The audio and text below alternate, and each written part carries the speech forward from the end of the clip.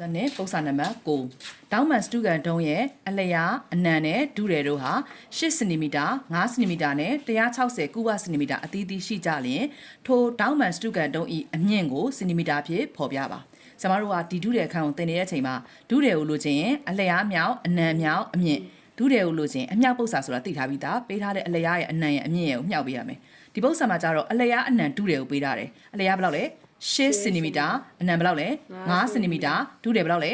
160စင်တီမီတာအလျားက8အနံက9ဒုတယ်က160အလျားလို့ပြောတဲ့အတွက်စင်တီမီတာပဲသူပေးထားတာလဲစင်တီမီတာပဲ unit က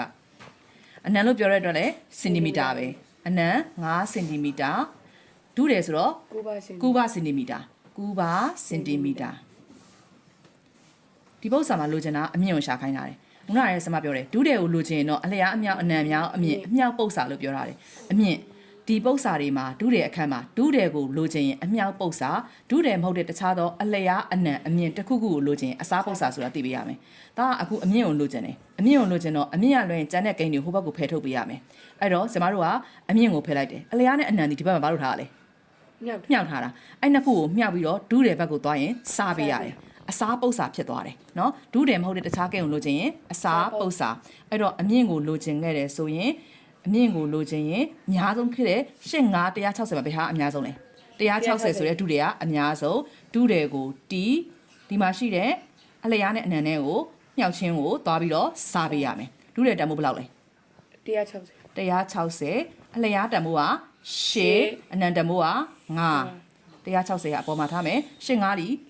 40အဲ့တော့40နဲ့3ည3ညပြင်အပေါ်30အောက်30ရင်းနဲ့စားလိုက်လို့ရှိရင်အပေါ်က16အောက်က4 4နဲ့16နဲ့စားမယ်4တက်လီ4 4နဲ့လီ8 4 3လီ7နဲ့4 4လီ16အဲ့တော့အဖြေက4ရမယ်ထို့ကြောင့်ဒီပု္ပ္ပာမှာအမြင့်တန်ဖို့လိုချင်လို့ရှိရင်အဖြေက4အမြင့်လို့ပြောရတဲ့စင်တီမီတာနဲ့ထွက်မှာလားကုဗစင်တီမီတာနဲ့ထွက်မှာလားကုဗစင်တီမီတာဒီဘာလို့ဒီမှာထွက်တာလဲဒုတယ်ဦးအဲ့တော့အလျားအနံအမြင့်ဆိုရင်ဘာနဲ့ပဲလာမှာလဲစင်တီမီတာ unit ကစင်တီမီတာအဲ့တော့ဒီပု္ပ္ပာမှာအဖြေက